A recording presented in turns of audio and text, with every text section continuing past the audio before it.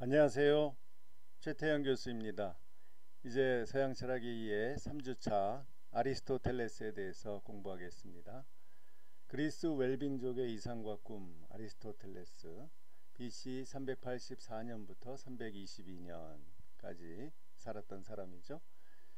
지난주에는 우리가 소크라테스, 이제 그리스의 철학의 초기부터 시작해서 그리스 철학의 중심이 된 소크라테스와 플라톤의 철학을 공부하고, 또 아테네와 스파르타의 그 대결 구도에서 이들의 철학이 어떤 정치적인 그 맥락 속에 있었나, 이런 걸 공부했죠. 오늘은 이제 그 제자, 플라톤의 제자인 아리스토텔레스인데요. 이 사람은 굉장히 우리가 그림에서 보는 것처럼 뭐라 그럴까, 좀 아주 단정하다고 할 수 있죠. 그리고 물론 고집이 센 것 같고요. 그렇지만 되게 이렇게 현실 감각이 있는 것 같은 느낌이 들어요. 이 사람이 이제 의사의 아들이었고, 굉장히 현실적인 그 세계를 굉장히 잘 관찰하고 파악하려고 노력한 사람이에요. 자, 이 사람의 그래서 이 사람의 철학이 그 점차로 이제 로마 시대 때는 뭐 그렇게 크게 영향을 못 미쳤지만, 이제 그 이후에 중세 가서는 아리스토텔레스 철학이 중세를 완전히 지배하다시피 했죠.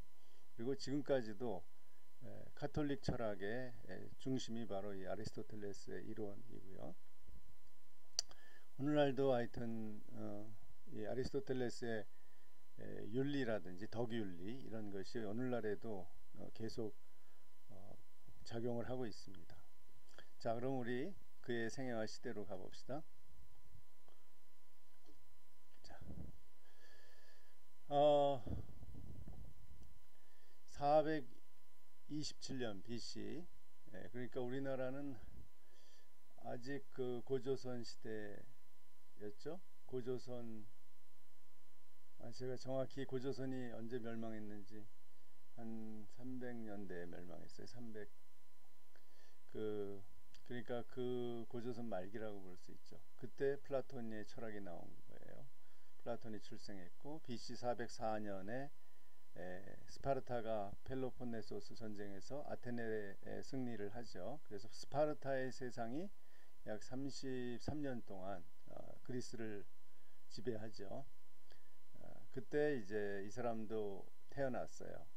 BC 384년에 마케도니아, 그 그리스의 북쪽에 있는 마케도니아 지방에서 의사의 아들로 출생했습니다.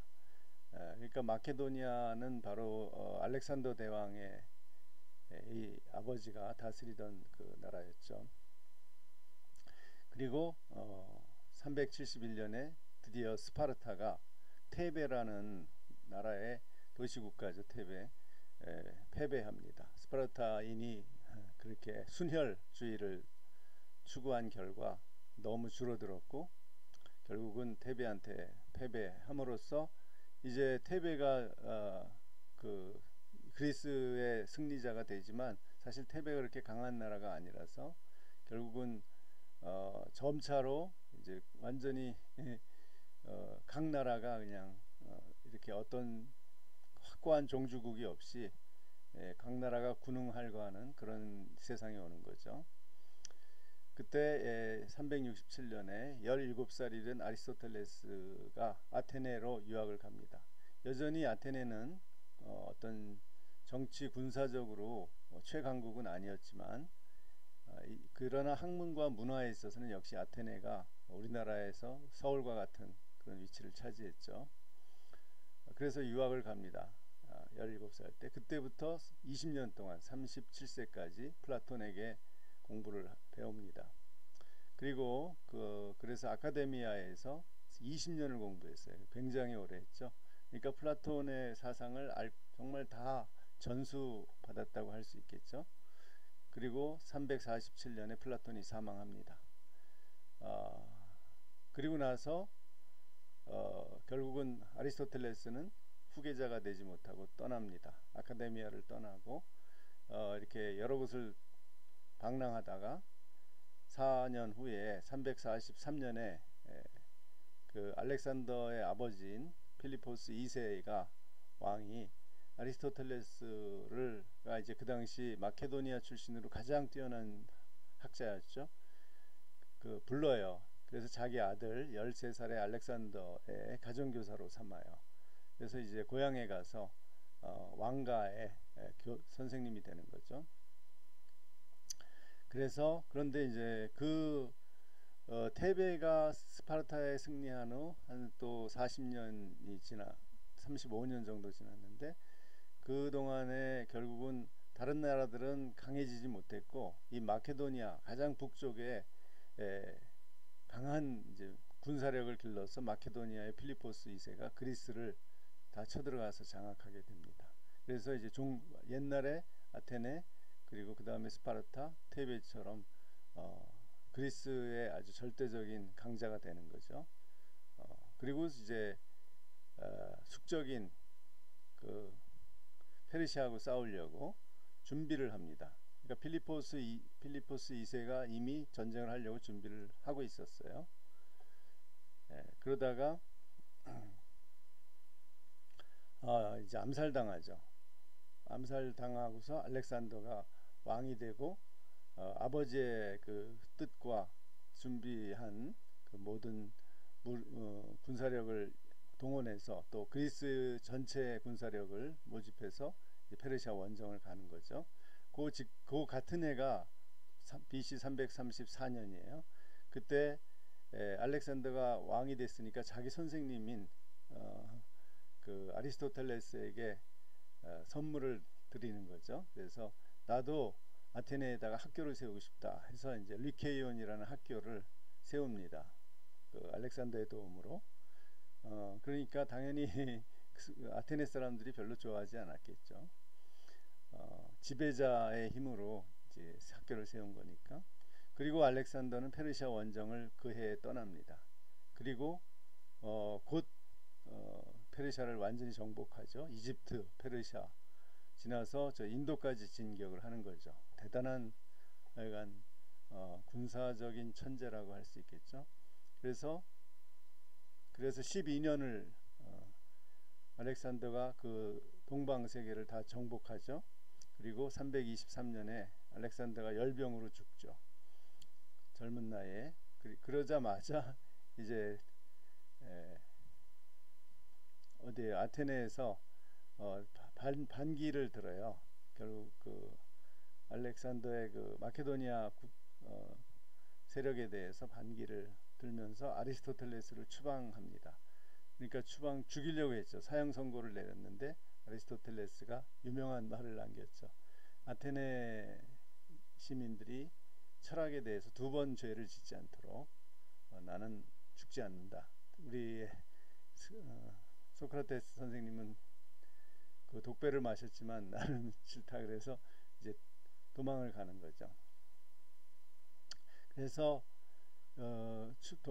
이웃 나라에 이제 가서 간신히 살아서 이렇게 있다가 결국은 1년 후에 62세에 아리스토텔레스가 죽습니다.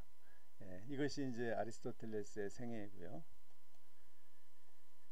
가장 우리에게 중요한 것은 플라톤 철학과 아리스토텔레스 철학이 이 서양의 학문의 두 가지 커다란 그 기둥이에요. 두 가지의 아주 중요한 기둥인데 이 차이가 무엇인가? 그것이 우리에게 아주 관심사죠. 플라톤은 한마디로 이데아론이 플라톤의 핵심이었죠. 사상에 이데아가 있고 이 이데아에서 우리의 영혼도 이데아에서 나온 거고 우리 육체는 아니에요. 육체는 카오스에서 나온 거지만 그래서 인간은 이중적인 존재고 이원론적이죠. 결국은 진리는 이데아에게 있기 때문에 우리는 이데아를 따라야 된다. 그러나 이데아를 잘 알 수가 없기 때문에 여러 가지 노력을 통해서 기하학도 공부하고 철학도 공부하고 또 명상도 하고 그래서 이데아를 어렴풋이나마 깨닫고 거기에 따라서 살아가고 또 사회를 구성하고 정치를 하는 것, 그것이 플라톤의 이상이었죠. 그러나 아리스토텔레스는 좀 달랐어요. 그러나 하여튼 공부하는 면에서 아카데미아에서 아리스토텔레스가 가장 두각을 나타낸 뛰어난 학생이었죠. 그러나 그는 이방인이었고 결국은 나중에 추방당하죠. 플라톤의 아리스토 저기 죄송합니다. 어디에요? 아테네에서 추방당하죠. 그런 것처럼 결국은 아테네 출신의 그 플라톤의 제자들이 그 아카데미아 다음 후계자가 되고 학장이 되고 결국은 아리스토텔레스는 아테네를 떠나서 플라톤 학파와 단절됩니다. 그러면서 이제 자기의 철학을 세우는 거죠.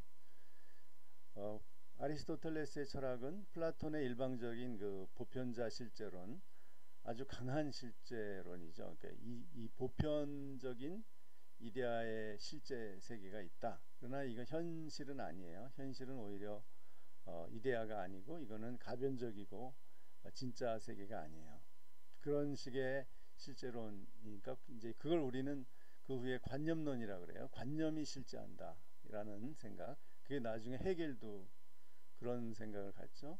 절대 정신이 실제하고 그것에 의해서 그 절대 정신의 어떤 계획이랄까요? 그 프로그램에 의해서 결국은 이 세계의 역사가 진행된다 이렇게 보는 거죠. 이런 것을 이제 관념론이라고 하죠. 그런 그 플라톤의 이데아론을 굉장히 자기 스승의 철학이지만 매미 소리, 맴맴맴 하는 소리라고 혹평을 하죠. 그리고서 이제 자기의 철학은 개별자 중심의 보편자 실제론. 어려운 말인데 그건 뭐냐하면 개별자 안에 말이면 말, 인간이면 그 인간 한 사람, 말 한 마리, 개 한 마리, 고양이 한 마리, 나무 한 그루 안에 보편자가 있다. 그 형상이라는 게 있다. 그럼 그 형상은 뭐냐면 우리가 말하는 이제 어떤 개체들의 유개념이라는 건 상위 개념인데 예를 들면 최태현이라는 인간의 유개념은 뭐예요? 인간이라는 거죠. 그죠? 우리 집 발바리의 유개념은 개라는 거예요. 모든 개. 그다음에 뭐 장미 여러 장미꽃이 있죠. 장미나무. 그것의 유개념은 장미라는 그 개념이에요. 형상이에요. 그것이 바로 보편성을 보장해 주는 거죠. 그러니까 저 이데아 세계가 저 하늘에 따로 있는 게 아니라 그런 건 없고 아리스토텔레스에게는 그냥 한 개체 안에 있잖아요. 지금 제 앞에 시계가 있는데 모든 시계는 모양도 다르고 그 재질도 다르잖아요. 그러나 그 시계라는 형상은 시간을 나타내는 그 시계라는 형상은 같다는 거죠. 그것이 그 있어서 형상이 있어서 그 진료를 구성해서 그 기능을 갖게 하는 그것은 있다라는 것이 소위 개별자 중심의 보편자 실제론이에요. 그냥 보편자 실제론은 플라톤의 이데아론이고요. 개별자 중심의 보편자 실제론 이렇게 얘기하면 아리스토텔레스의 생각입니다. 그래서 플라톤은 그 보편자인 지금 이 세상의 현상이 아닌 그 이 현상에 영향을 주지만 이 현상이 사실 이데아 세계를 모방을 한 거죠. 그렇지만 그 원래 형상, 원래 실제 세계는 아주 질서가 있고 완벽하고 조화로운 세계. 그런데 그 이데아가 하나가 아니라 여러 개였죠. 최고의 이데아가 좋음의 이데아예요. 그런 것이 기하학의 피타고라스가 말하는 기하학적 구도를 가지고 있다라고 봤어요. 왜냐하면 질서와 조화를 가지고 있기 때문에. 그래서 기하학을 중시했죠. 그러나 아리스토텔레스는 실제 살아 움직이는 생물의 세계, 또 이 자연의 세계를 어떻게 하면 잘 파악해서 본질, 아까 말한 형상을 파악하느냐가 철학의 과제였기 때문에 논리학과 생물학을 중시했습니다. 우리가 지금도 말하는 이 논리학 있죠. 형식 논리학. 또 형식 논리학을 기호를 사용해서 하는 수학화한 거죠. 기호 논리학. 이 모든 게 아리스토텔레스가 다 정립을 해놓은 거예요. 벌써 2400년 전에. 그걸 그대로 사용합니다. 그래서 거기에서 좀 벗어나서 조금씩 변형을 시킨 게 양상 논리학이라든지 다치 논리학이라든지 이런 게 있죠. 그러나 기본은 우리의 사고의 기본 형식을 표현하는 논리적 형식을 표현하는 건 아리스토텔레스가 다 이제 정리해 놓은 거죠. 두 번째, 플라톤은 철학자에 의한 이상적 정치를 선호했죠. 당연히 저 이데아를 조금 더 아는 사람이 정치를 해야 좋은 사회가 되는 거죠. 그러나 아리스토텔레스에게는 이데아가 없기 때문에 이 현실을 잘 파악해서 치우치지 않게 정치하는 것이 좋은 정치죠. 그래서 중산층 시민들이 모여서 아테네처럼, 그래서 아테네 법률을 아리스토텔레스가 연구해서 책도 썼습니다. 그래서 이제 중용적인 정치를 하는 거죠. 그러나 거기에도 가장 그 지혜롭고 소위 깊이 이 세상의 이치를 깨닫고 또 지혜를 얻은 사람이 이제 주도해야 된다는 것은 사실 비슷해요. 플라톤이나 아리스토텔레스는. 그렇지 않으면 엉뚱한 대로 정치가 가기 때문에 그게 지혜죠. 그러니까 함부로 무조건 막 하나의 원칙만 가지고 밀어붙인다고 정치가 잘 되는 게 아니잖아요. 그러니까 이제 그 현실을 잘 파악해서 어떻게 하면 이것이 나라가 더 부강해지고 또 국민들이 행복해질 수 있나, 이것을 만들어갈 수 있는 그 지혜를 가진 사람이 해야 된다는 거죠. 세 번째, 플라톤은 이데아를 직관해서 현실에 적용하는 학문이 바로 철학이에요. 그러니까 철학자의 임무는 어떻게든지 이데아를 파악해서, 다른 사람들은 파악할 능력이 전혀 없어요. 그러니까 자기 노력을 해서 철학자들이 수학도 공부하고 뭐 여러 가지 철학 이론도 공부하고 그다음에 잘 명상을 해서 이데아 세계의 그 원리를 파악해서 무엇이 진리이고 무엇이 덕이고 무엇이 정의이고 이런 걸 직관해서 현실에 잘 적용하면 되는 거죠. 그러나 아리스토텔레스에게는 세계의 모든 영역에서 그 속에 있는 원리를 파악하는 거예요. 그러니까 예를 들면 개가 무엇인지를 알려면 여러 개를 관찰해서 그 안에 개라는 이 유개념, 개라는 형상성을 잘 파악하는 거죠. 그게 이제 철학이에요. 그러니까 아리스토텔레스가 연구한 분야가 굉장히 많습니다. 뭐 자연학, 요즘 말하면 물리학이죠. 그 다음에 뭐 광물학도 했고요, 식물학도 했고, 그 알렉산더 대왕이 저 페르시아 인도까지 가서 그 지역의 모든 광물, 식물, 동물을 다 잡고 해가지고서 이 아테네로 보내줬어요. 참 의리 있죠. 알렉산더가 자기 선생님을 존경해서 하여간 다 보내준 그 자료를 가지고 연구한 겁니다.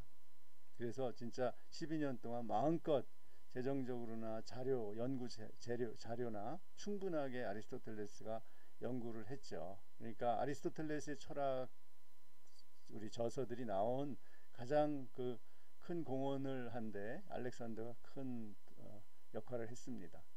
그런데 이제 정치에서는 아리스토텔레스는 어떤 것이 좋은 어떤 정치의 방법이냐 하면 실천적 지혜에 따라서 하는 거예요. 프로네시스라고 이름을 붙였어요. 그리스어로. 실천적 지혜가 있어야 돼요. 그 실천적 지혜는 뭐냐면 원리만 알았다고 되는 게 아니라 그 원리를 적용할 때 치우치지 않게 이 중용의 원리에 의해서 실제로 일이 되도록, 실제로 문제를 해결하는 데 도움이 되도록 하는 거죠. 그래서 예를 들면 정의를 외치더라도 어떤 때는 침묵하는 게 더 진짜 궁극적으로 정의를 실현하는 방법일 수도 있잖아요. 다 그냥 자기가 생각하는 거 다 얘기하는 해서 더 나빠지면은 사람들이 그걸 안 받아들이고 그러면은 오히려 그 실패하면은 안 하는 일만 못하는 거죠. 그럴 때는 침묵하는 거죠. 침묵해서 상황을 보고 준비를 해서 그 자기의 정의로운 주장이 실현되도록 좀 우회로를 택하는 것. 이런 게 이제 지혜, 아리스토텔레스가 말하는 프로네시스입니다. 그 상황 속에서 정직해라 할 때 예를 들면 아리스토텔레스는 그때 아무리 예를 들면 6.25 때 우리 공산군이 와서 어떤 이제 우익 인사나 그 예를 들면 목사님 집에 가서 그 자녀에게 너희는 거짓말 안 하지, 십계명에서 하지 말라 그랬지. 그러니까 아버지 어디 있는지 정직하게 얘기해. 그래서 정직하게 얘기했어요. 그래서 아버지가 저기 다락에 숨어 있다고. 다락방에 공산군이 가서 아버지를 잡아서 사형시켰어요. 또는 납북했어요. 북한으로 데려갔어요. 그럼 그게 아들로서 지혜롭게 잘한 거냐. 예를 들면 플라톤이나 칸트는 항상 정직해야 돼요.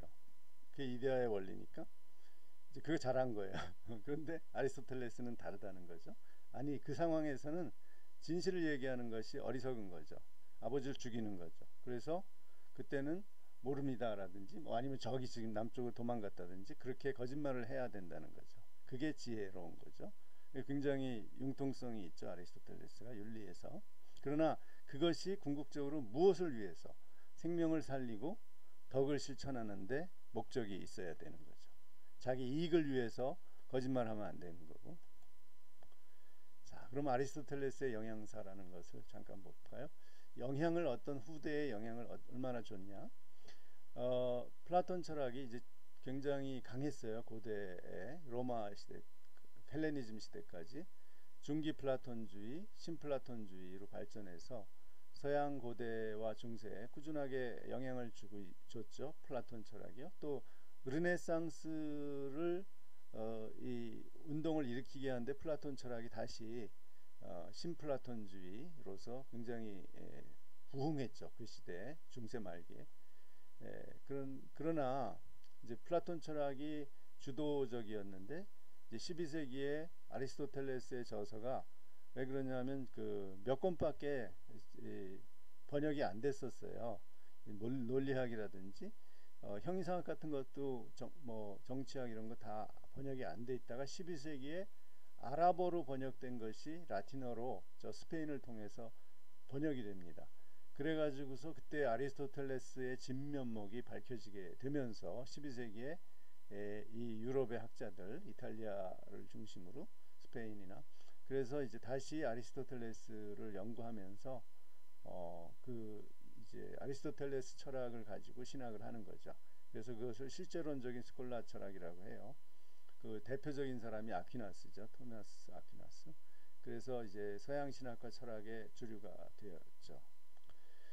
그리고 또 하나 이제 중요한 것은 그가 이제 여러 학문들을 시도했는데 그것이 이제 서양 학문의 어떤 기본 패러다임이 된 거예요.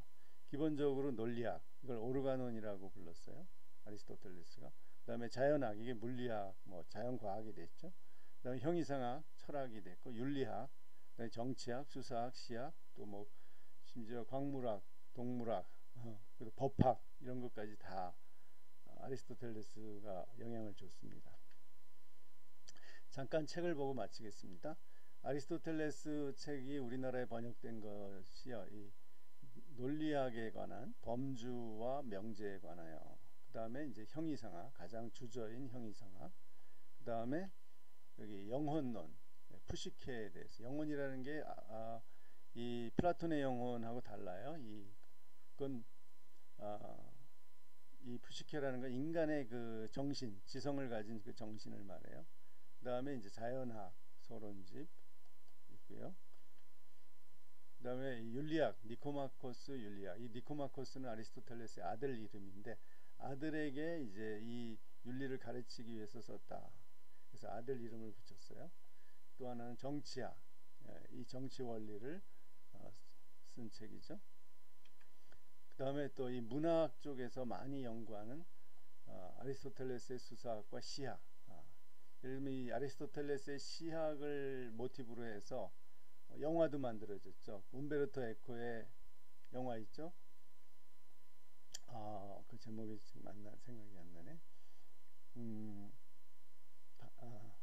중세 그 수도원을 배경으로 해서 그 살인 사건이 일어나는 걸 그린 영화 있죠.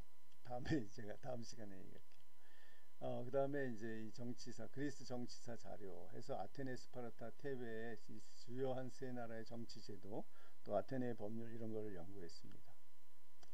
마지막으로 진짜 마지막으로 이제 제가 쉬운 아리스토텔레스를 이제 여러분이 한번 관심 있으면 이 책을 읽어보세요. 조데오 교수가 쓴 아리스토텔레스 에게해에서 만난 인류의 스승. 돌고래 그림이 있죠. 이 책은 아주 쉽게 읽을 수 있습니다. 자, 첫 시간 마칩니다.